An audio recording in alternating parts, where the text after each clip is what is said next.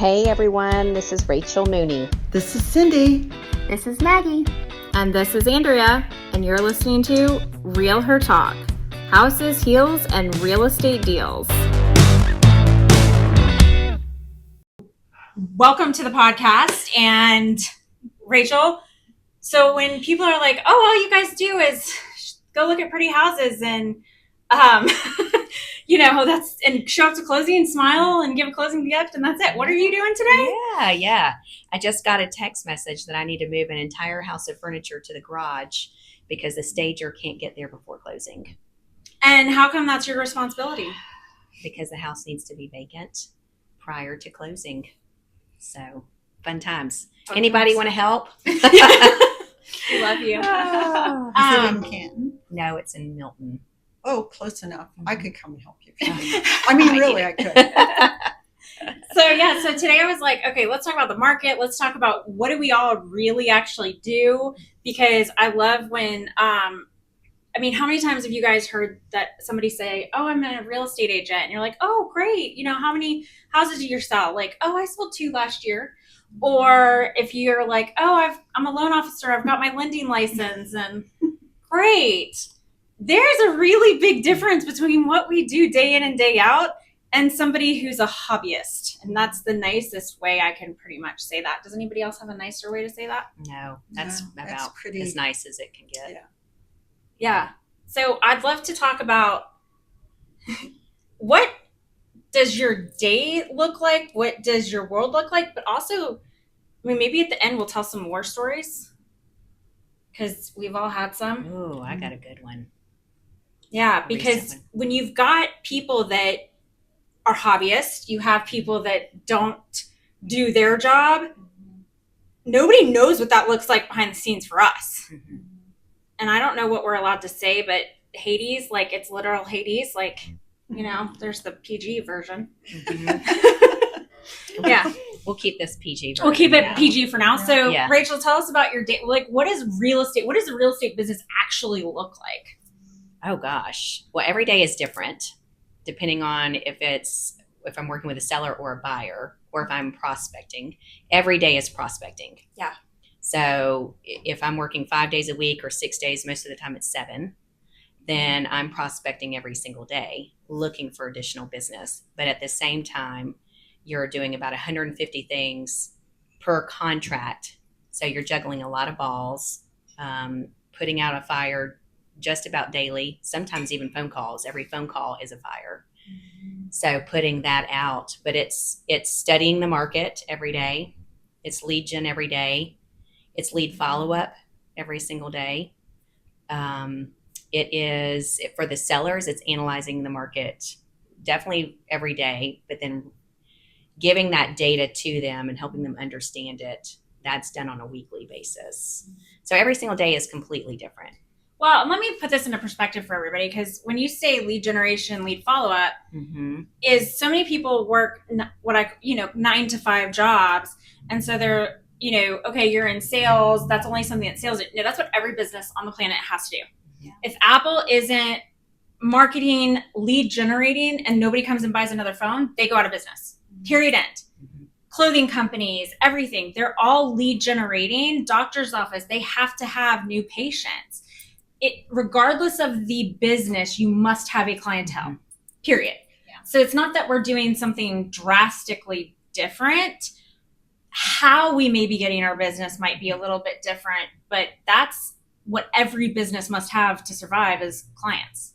Yeah. So whether you're supporting the business that's taking care of the clients, or you are running the business that has to create the business from scratch, really, you're still part of that piece. So I just want to make sure that everybody understands that it's not just real estate that, oh, you're prospecting, you're in sales. No.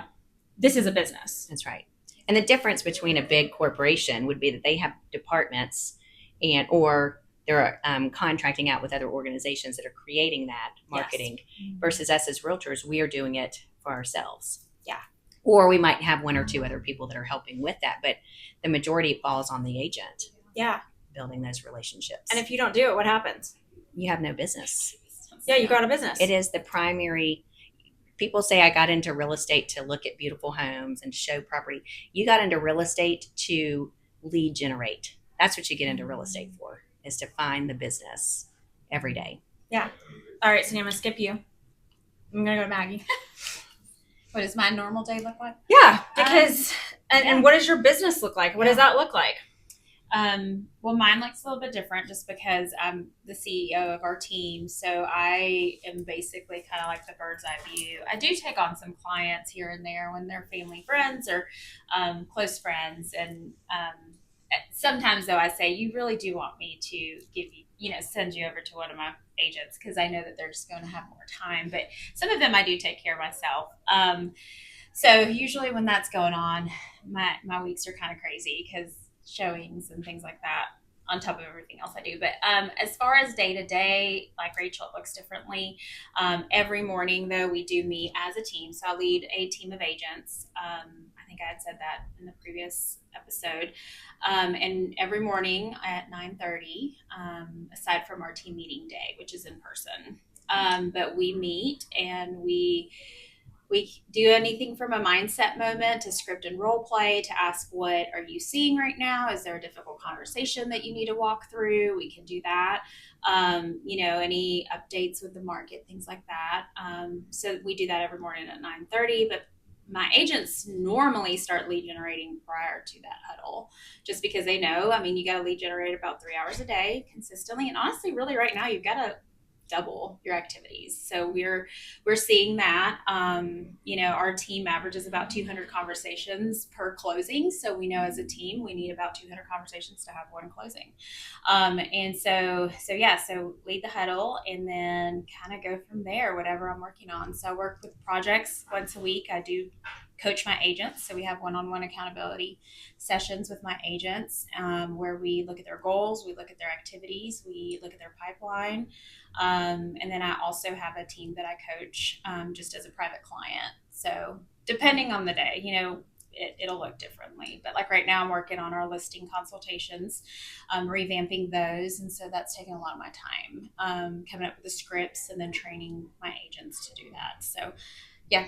Good. And then, putting out fires if an agent has an issue and I need to step in, then I step in and, there's fires all the time. So that's definitely a big one. Yeah. But, so it kind of looks a little bit different. Once a month, we do the market update because we do believe in knowing the market. Like you said, it's funny because I listened to a podcast on my way into work today and it talked about how the percentage of agents that sold 0 homes. And it was like, I don't remember the exact percentage. You probably know. I believe it's over 70%. Yeah. Sold 0 homes last year and a significant amount only listed 4 properties. That was more than 80%. Yes, it was like 85, I think. And so it really is crazy because people just think, oh, anybody can list my home. But no, you need someone who is looking at the market daily, who's looking at the market monthly, because right now, it changes. Like we saw a drastic change from. Don't get ahead of me. Yeah. Anyways, yes, not getting ahead, but that's what my day looks like. So yeah, it's different every day. Commonality though is research. Oh yeah. Preparedness, making sure that the content that you're showing up with in any space is. So my coach, I'm going to say this real quick, is my coach always says that people who are visionaries are actually just on time, and people who are late are the masses, and so it looks like they're on time. And so making sure that your data is on time and timely, and that's why you are both ahead of the market as opposed to chasing it because of your preparedness and being truly on time. And I think that is really a cool way that Brian is Martin is my coach, that he says that, is that it's really comes out as, no, you just be on time. But to be on time takes a lot of prep. It's not an accident. Be on time and change quickly. So it's what it says, like those who adapt and change are going to survive. Because if you are coming up on the tail end of something going, well, I don't know, like maybe we'll do this. And so it's adapting and changing, like pivoting as quick as you can, because while you're changing and pivoting, like we made tons of changes leading up to a lot of changes in the market. And by the time everyone's trying to figure out, scurry around, what do I do Mhm. now? Like, we've already done it. And we're Mhm. sitting there like, like, we're done. We're good. Like, we are not worried about this. And Yeah. so being able to adapt and thrive with that, within that change is huge. Yeah, Mhm. big difference. All right, Cindy, what does your day look like? My day is a lot like yours, except I'm not marketing to the masses. I am marketing to real estate agents and different entities that might need my services. And so for me, it's as you age, it gets a little harder. So I start around 4 o'clock in the morning because every day, if you could see the volumes of guidelines that come in with changes and new programs and training to do those new programs. And there's a lot of new programs coming in just because now there seems to be, everybody thinks the hottest loan program would be how you can buy your new home without selling your current home. Mhm. And that just in even doing it is a lot of additional calculations and talking. I am a professional talker, or I like to call chatter, but that's what I do almost all day. Thank goodness I'm good at it because I literally, if you have an older client, you talk to them twice a day, every day for probably 45 days. Yep. And if they're young, then they're tech savvy, so you don't have to worry about that aspect of it. But just to try to convince them that you probably know a little bit more about mortgages than they read or a blog they saw requires a lot of. Other tthan that, it's a lot of calculations, a lot of doing paperwork over again, and a little bit of praying and crossing your fingers on some things. But it's pretty much like yours. I constantly am thinking and trying to figure out how to catch up and how to do it better. And there are certainly people who can learn it and do quicker, but after this many years, I still think I can do it better. So Yeah, well, you're an expert and you're layering on things on top of the foundation as opposed to trying to lay a foundation by learning new things. It's different. yeah, Yeah. yes, it is. But I mean, if you don't have clients as a loan officer, By law, you get paid minimum wage. What is that? $7.25 an hour. But that will only go on so long if you're not closing loans. So it's just like anything else. And I don't know about you, but the work's pretty hard for $7.25. Yeah. yeah, no thanks. My favorite saying is, "We all do charity work, but Yeah. this ain't it." Yeah. Yeah. No, this is not it. It's way too hard. Way too hard. All right, so let's talk market. Yeah, like we all just kind of giggled. It's changed so much in the last 30 days. It has. Yeah. Right? Yeah. Okay, so let's talk. Let's not even go like 06, 07, 2010, all the things, right? Let's just go back and let's pretend it's 2019. Mm-hmm. You were getting your license, but Joe's been in it for a million years, so you knew. Yeah. I mean, we're going just right before COVID. What did that feel like? What did that look like? Right before COVID, it was, I hate to say this, but my memory is not always that great, but I remember it being, for me, it was really good. I mean, I was doing well. This is before the tsunami of 2020 and 21, where we could not even breathe. It was not fun. I mean, it was profitable, but it was not fun. And I really thought I had it all figured out about 2019. Agreed. It's Rachel? a normal market. It was Yeah. just normal. It was a very normal It was market. fun. There was level inventory. It was starting to go into the path of a seller's market. It was. And that's what happened when COVID happened. hit, whatever you want to say about COVID, but it was a very normal market. It was our last normal market until this year. Yeah. No, I mean, so I look every year or every month, I look at our multi-year trends. And so I'm always studying, like, even just as a market center, what does it look like? Because even though like numbers might be different because we've grown or whatever, you can still see overall trends, right? And 2019 was the last year we really saw seasonality. We saw like that normalcy of things. Because what happens with seasonality is like real estate is always cyclical. It's cyclical in a year and it's also cyclical in the market conditions, right? And so when you're looking at that, then your business becomes predictable. The unpredictability of it goes away when you understand cycles and everything. And so that's how we all plan our businesses. We know that. So let's talk 2020 forward. How well has everybody been able to plan their businesses? Well, you can't.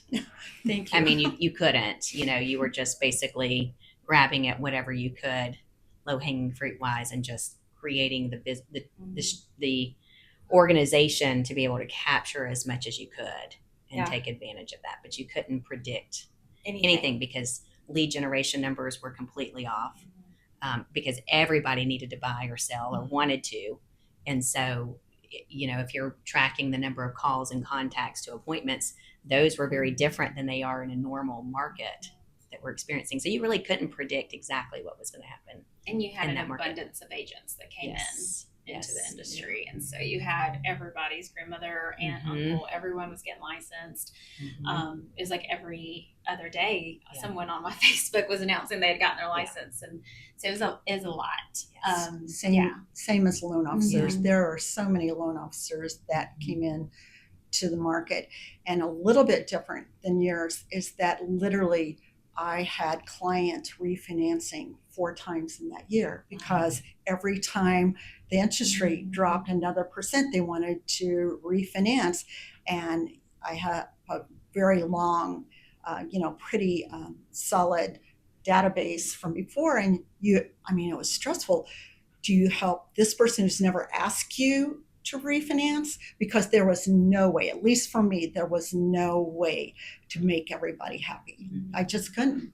And even if I could, no matter how fast you hire, you couldn't get the back room part of it to. No, because how are you supposed to train those people that you hired and throw them into a mountain of work and say, okay, go and hope it works out? It was chaos. Yeah. It really was. When even on the real estate side, we didn't have to have skills. No. I mean, you didn't have to learn how to price property. You didn't have to worry about marketing property. You didn't have to worry about having consistent conversations with people and educating and training them of what's actually happening each week. I mean, it was such a different time.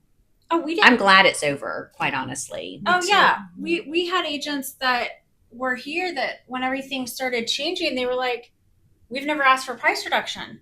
Yeah. Yeah, they had no idea how to do that. Or and we had to brush up on it too. Yeah. Oh, well, sure. But it was like, Yeah. you've never had this conversation before in your entire life, or, like, what are the ramifications of price reductions and days on market and all of that? Like, what happens? or having to talk to your clients that now your listing contract with them should be about 6 months and not 30 days. And that in 30 days, it's not going to sell. So it was one of those where, even now, like we still, everybody says the last ones to kind of figure it out are the sellers. And so you have to be very strategic and you have to know what you're talking about, show the data, show them the numbers, because they still think we're in 2021, 2022. And so it's a little harder for the newer agents who unfortunately maybe didn't have the training. Now they're like, I don't even know what to say because the house I have no showings and it's been a week. And I'm like, well, that's normal. Like right now, unfortunately. Right. And then, in 15 days, it's like, oh, now we're under contract, or, and some are still, sitting there 30 days later. But yeah. No. And when somebody's like, no lie, this was happening a lot in the last year, is agents coming in and saying, what am I supposed to do? I've had the house on the market for 48 hours. I don't have multiple offers. Oh, okay. I only got one offer for full price. So let's talk. Yeah. Take it. That was the goal. Uh-huh. Yes. Like Yes. that's what you're trying to do, right? So yes. Okay. Let's talk last 2 to 3 weeks. Yeah. Market changed. Mhm. Lots of Yes. inventory. Lots and lots. And I wish I would have brought my numbers because we just went through it yesterday with Yeah. the team. But I think we saw the highest increase in inventory than we did all year last year. If I We saw did correctly. too. Is this correct? Yeah. Okay. Yep. Yeah. I did remember. There we go. My brain did work. So yeah. And I was like, oh my god. But pendings are down, at least in our 4 counties that we service. Ours Pendings were too. down. Gwinnett Yeah. and Forsyth both were Mhm. down and doubled in inventory in the last Mhm. 30 Yep. days. And price reductions had skyrocketed. And you know why? It's because, well, I don't know that we want to talk about this, but Go ahead. because I do have a theory on pricing property, and I really think it comes back down to educating the agent. But 20, 21, and 22 portions of 22 and 2, that was an artificially inflated market. Mhm. That means the homes that we're selling were not really worth that price. The buyers were putting in contingencies, they were removing appraisals, taking gaps. And so you have to teach your seller that you need to go back to the last normal market, which was 2019. Take that average year over year, and that's where you need to be starting with your pricing. And getting Wait, slow that down again and repeat that math problem because, like, we got what you said. Yeah. So the last normal market, which was 2019, we know every market appreciates year over year, a healthy market, anywhere from 5 to 8%, depending on the school district, the location, supply and demand. So take that house, what it would have been priced in 2019, and start to appreciate it year over year based off of that standard appreciation. And then you're going to obviously back in home improvements, if they make any updates or upgrades, take in a little bit of supply and demand, and that's where your actual price should start. Don't look at the last 6, 12 months and go, okay, well, the last comps that sold were over here. That's not accurate. And so telling the sellers and making the sellers understand that, the ones that are understanding it are getting under contract. Yeah. And it's just re-educating. No, but you nailed how when you zoom out, how the market actually works, right? Like how the numbers actually work. We know this. Like if you draw that hockey puck line, if anybody's on my YouTube, if you're watching this on YouTube, then you can see my shorts. I have put that slide up so many times, and it's like this.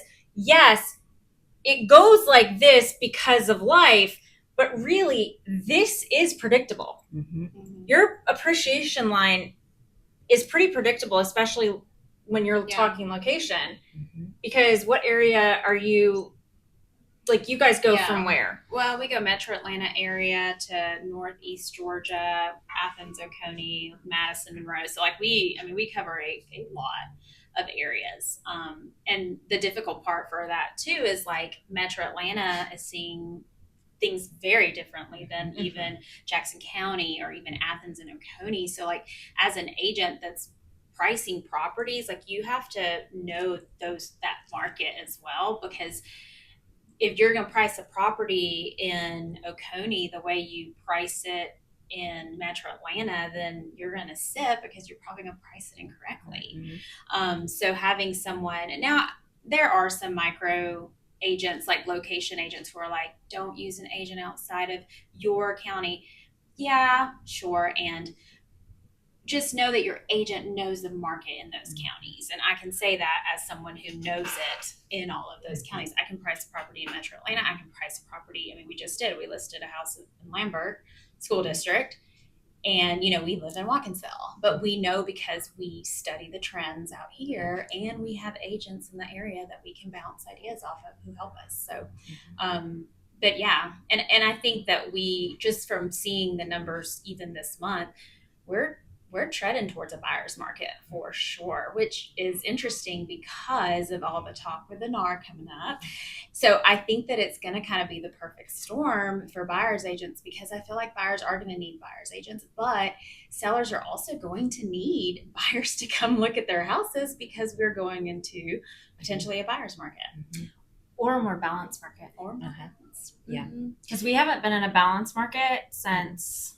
I think we were in one for just a minute I don't know if it was at the end. Was it last? We were at some never point? at Never about really. Like it was like very close. It was So- early 2019s, really. Yeah, Good but we balance. never really balanced out since the 2010, 2011, Yeah. because we've never a true balance market is 6 months supply of inventory. Yeah.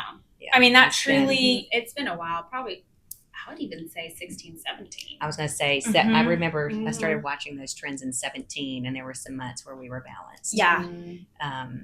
In that, I do remember that, going back on that history. So, Cindy, let's talk applications. You've got the windshield, the dashboard. Mm-hmm. Are you seeing buyer applications go up or down? This Mhm. month, yeah, it's increasing to the point where I think probably management is trying to decide, do we go ahead and they haven't talked to me about it, but when I talk about management, I'm a manager, but if I don't do any decisions on how many people we hire, so there's going to be a sweet spot, and you try to get ahead of that Yeah. sweet spot, because it's going to come in. If it's going to come in, and it's going to come in hot and heavy, the one thing our company has always been is we close things fast and we close them correctly, and we haven't had to have a lot of staff. But I can see right now that the operations staff, I can see some stress, especially when it comes to vacation time and people are pushing back on vacation time. I know China had vacation time. Well, she's up- explain who China is, because that sounds like a country. oh, China. I thought it was a country. I I was did like, too. Okay, if she sees this, she's going to be upset with me. But China is my processor. But what makes Okay. her unique is China has been with me. Well, she's in her early 40s, and I was at her wedding. wow. So she's been with me or I've been with her. I don't know who comes first. Yeah. But for about 15 or Yeah. 20 That's years. great, yeah. And she's great. She's really, really good. But so she had planned out her vacation. And then I saw last week she canceled her vacation on Friday and Monday because she wanted to stay. They wouldn't have forced, but she wanted to stay because there was just too much to get done. So thank goodness, knock on wood, I haven't heard from her. She's supposed to be on vacation right now. She better be on vacation. Good. So yeah. Well, yeah. So that's the thing, is like, without having these kind of roundtable discussions, Mm-hmm. we're seeing inventory go up. Cindy's seeing application goes up. Yeah. That means that probably July, August, we're going to see an increase in units Mm-hmm. going off market, Right. because people that took off that time for vacation, for school graduations, all that stuff, are just now Yeah. getting into the application process. Right. Whereas we have listed houses Mm-hmm. and those people haven't showed up in the market yet. Right. It's interesting. And I do think that as long as I've been in it, the holidays, graduations, now if it plays out as it usually does, about July, people will be panicking because they want to get their kids in their new school or their new home, and then it's Katie bar the door. At least that's what I'm hoping, because we haven't had any Katie bar the door the last 12 months, and we have way too many. There are a lot of loan officers now. Oh no, there's too many loan officers. Yeah. There's too many real estate agents. Yeah. And let me rephrase that. There's too many that don't know what they're doing. Yeah.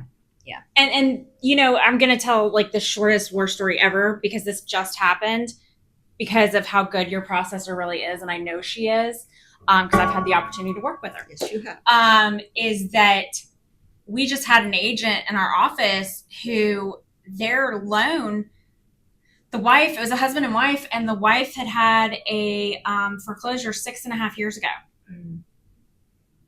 They were upfront, disclosed it to the LO. This is like Bob's Lending, by the way. And anytime anybody hears me refer to Bob, that just means it's either a no name or it's somebody that doesn't know what they're doing. And the LO didn't pass that on to the processor. Processor didn't catch it. Underwriter caught it because it was a conventional loan. It wasn't FHA.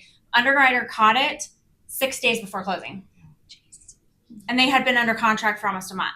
Mhm. So when you don't have a good loan officer who is micro checking everything, passing it to an amazing processor that then is going and making sure everything is stacked, that never would have happened. Right. It should never have happened. No. Yes. You know, like when we were discussing this, you know, the first thing a loan officer does, other than getting an application, because sometimes people forget that they need to put that on. It seems so long ago for them. But that lovely credit report never lies to you. And it's in big print. So yeah. So how did that? Yeah, and 6 days before closing. Yeah. I mean, what a mess, right? Like, it's a disaster for everybody. It really is. And most loan officers I know are really, really cognizant of the feelings and their responsibilities to that family, because you don't want to. I kind of mother my loans, so I am not quite as, I don't do quite as much volume because I like to take my time and I make friends with every client, or I try to. No, but I mean, problematic. Yeah. but that would never have happened. You know. And even if you find out early enough, there are some things that you just can't get around. But there are sometimes, because we have a litany of different programs, that if you have enough time and you start looking into it, maybe there's a program we do have that will allow that, because they don't sell it to Fannie Mae or Freddie Mac. They do sell it to somebody else. You just have to have time to pivot. That's what you have to. Mm-hmm. And that's the only thing I can say about really fast closings. And I understand why they need to happen. Oh no, this wasn't a fast closing. No, but I'm saying, Like in general. in general, fast closing would not allow you to pivot. That's the only thing that's great about a 30-day close or something like that. You do have those clients out there where you're pivoting all day long. Yeah. No. Okay, so let's jump to war stories. What's your favorite? Because here's the thing is Rachel, you and I have talked about this at length.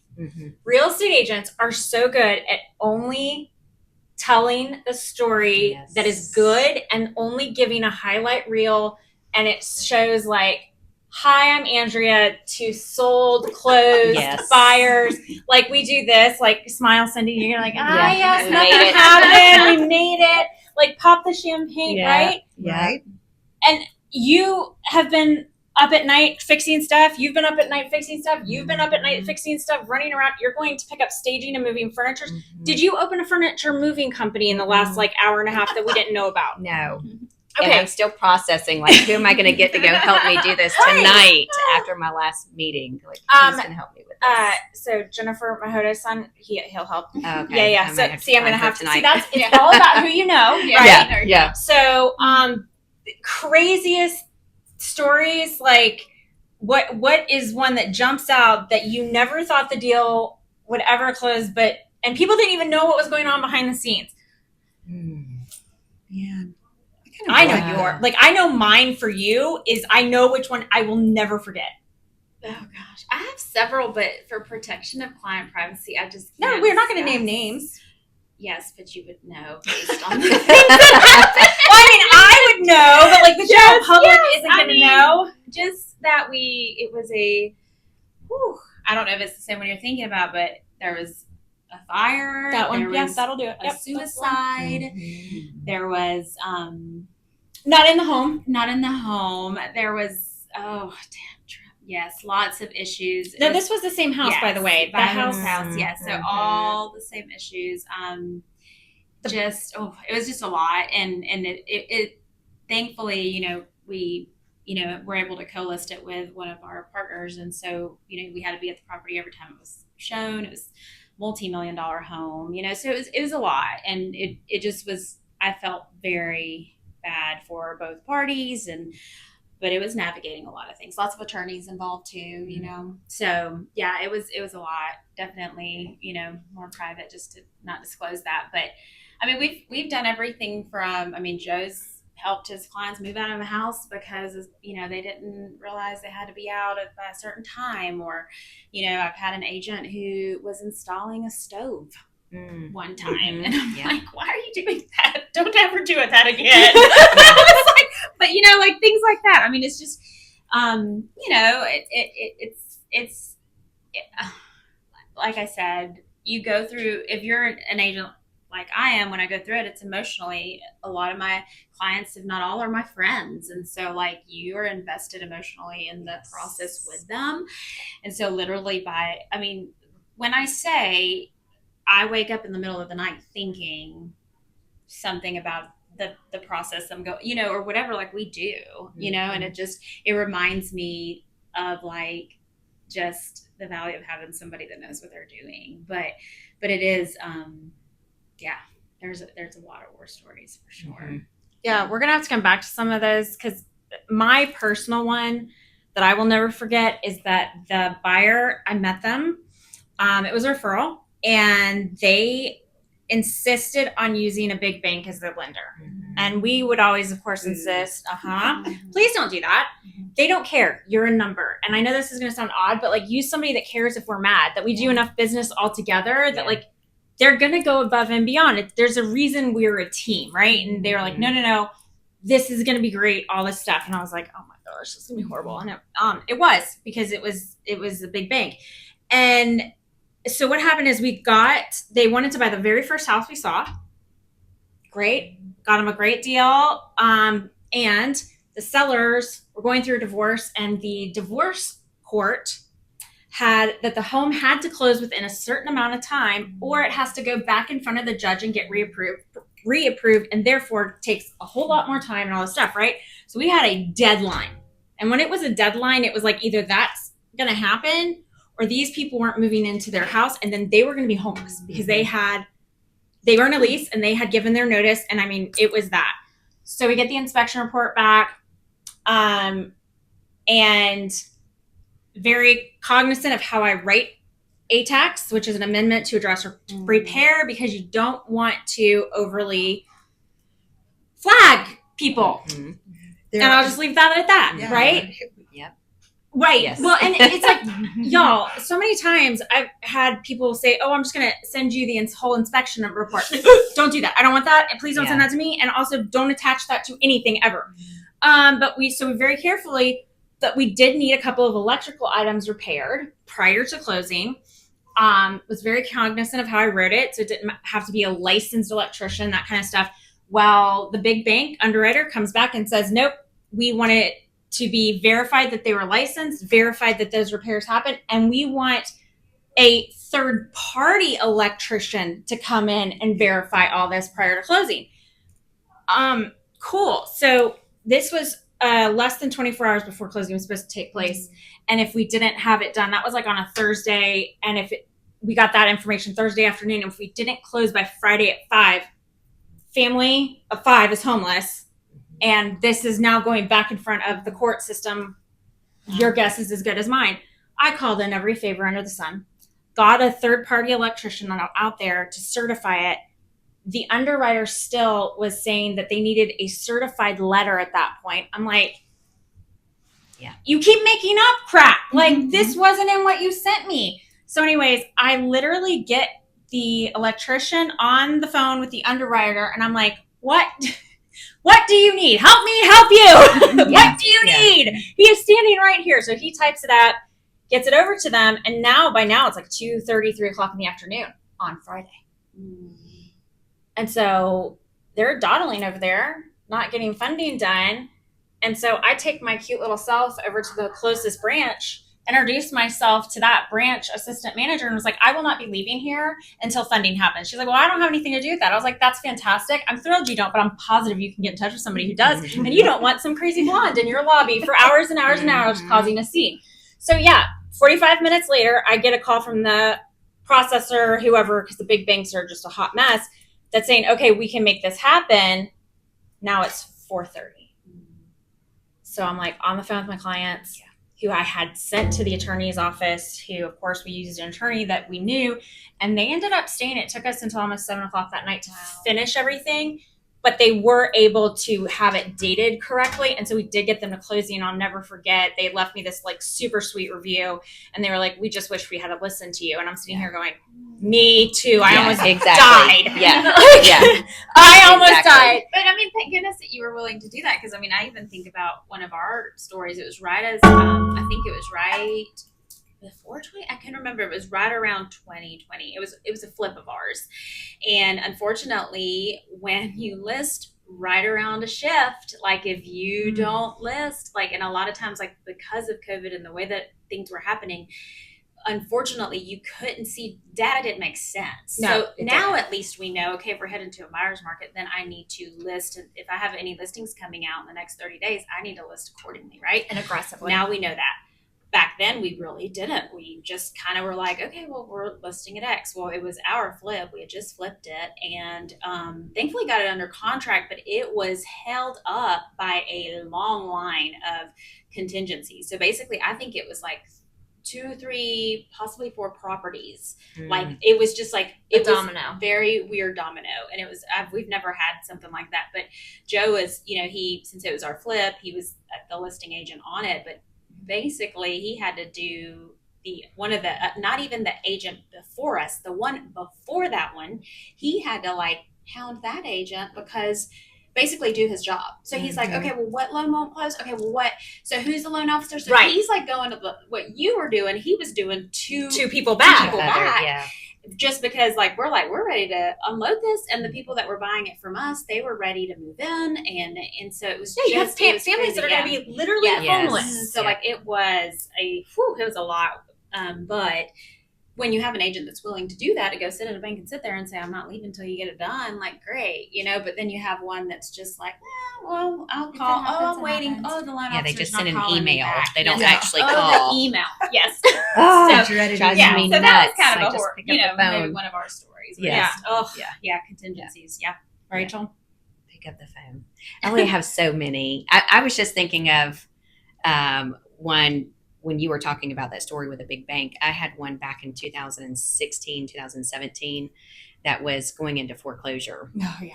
And it was scheduled to close. And I remember this was a holiday weekend. I was headed to Nashville for the weekend. And so I was there on a Friday in Nashville dealing with these buyers. The buyers saw that it was going to be going to foreclosure. So they were trying to get out of the contract one day prior to closing because they wanted to try to pick it up at the courthouse steps. And it was a nightmare. We got it to closing, but if I say I was on the phone from probably 8:30 in the morning till 8 o'clock at night with these buyers back and forth about why you can't do this, and if you do this, and we're like, I was threatening that we will even pick it up and buy it. Like, we're not letting it get to the courthouse steps. So you threatening that you were going to back out of this contract is not going to do very well for you. And it was just a back and forth to that. At the end, we were like literally crawling to the closing table of just like, I can't believe we actually just made it here. Yeah. And the seller was very grateful, and the house is beautiful. It's right in downtown, and it's a beautiful house, and the people that picked it up and bought it and fixed it up. But there's so many that you just are literally like crawling to get there. Yeah. When I closed yesterday was the same thing. The buyer lost her earnest money because she chose to use another lender that was hounding and asked. They were out of California, and it was one objection after the next, though, that she lost her earnest money on the first contract. She was homeless for 6 weeks, and we finally got her closed yesterday. But many of our transactions are that way, where we're doing everything we can to push these things along to get them to the closing table. I think that's happening around the country. As I It talk is. to my agent friends, and every time we get together at a mastermind or something, it's how's your market, and everybody's saying the same thing. Those that are doing well are like, it's great, but it's hard. Yeah. Every transaction is hard right now, and It's buttoning up our transactions in that shift book. Yes. And you have to foresee that. You have to see the stuff coming down. But if you're not talking to anybody, you don't know You what's don't see going it. on. You Yeah. don't see it. Yeah. And that's the problem. That's the education gap that we're talking about. And the problem is, in the same way in your business, the barrier of entry is minimal. Mhm. And it has nothing to do with whether or not you're going to be good and that you will take care of your people. You could be sweet as pie, Right. but dumber than a box of rocks. Mhm. And you can still have a real estate license and go lose people thousands and thousands and thousands of dollars without any recourse. Yep. So war story quickly, because we've got. Oh, well, I don't remember the war stories as much as I remember the people. I was gonna That's say, fair. you might remember the agents, Yeah, or the buyers. But we just closed one, and the couple was engaged, and they were 78 and 77, and they didn't know any technology, and I literally drove to their house or her house, and then I'd wait for him. He was 15 miles away to get documents, and they're at that age and they just refuse to give me documents. So I go, okay, I'll see what I can do. Then I come back and move for more documents, and that would be another hour drive for me back and forth. And I will tell you, they were problematic even for the agent, because they wanted to go into the house the night before the closing just to check it out. And she got a call from the listing agent, and the painter was in there painting the night before. Mhm. Mhm. Yeah, true story. And that just happened a couple of weeks ago. Oh no. And then if I want to be really sad, they gave me a 4 instead of a 5-star because And you're like, do you know how many times I drove to you Yeah. to pick up stuff? Oh, yeah, that's not in yeah. my job description. I'm Yeah. not running a courier service. And I wanted to say, if you had just given me the documents, which you said you didn't have, but all of a sudden you had at the very last time I was there, this would have been a 5 experience for everyone, because I would have given them a 2. They're in the top 5. I have a list Yeah. of the top 5 problematic clients, and that's what I can remember. And they made the top 5. They really did. Yeah, that'll do it. That will do it. All right, guys, that's 45 minutes. That's it. Yep. All right. We're out. Fun combo. I know. All right, thank you. Babe. Great.